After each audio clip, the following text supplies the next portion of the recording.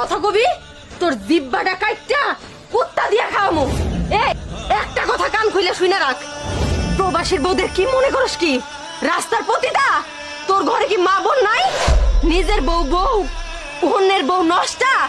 নিজের বোনের বোন মনে করস, অন্যের বোনের বোন ভাবস না।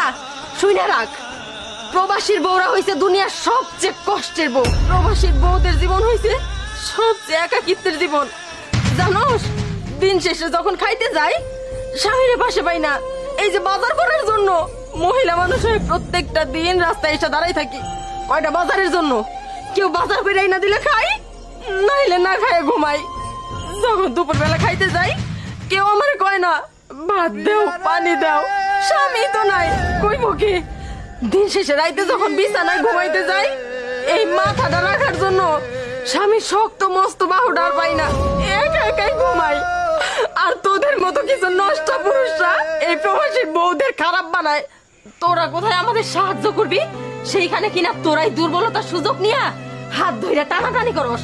আর যদি আমার জায়গায় তোর বোন হইতো প্রবাসীর বউ, তুই কি পারতি তোর বোনের সেই হাত ধইরা রুমে নিয়ে যাইতে? পারতি?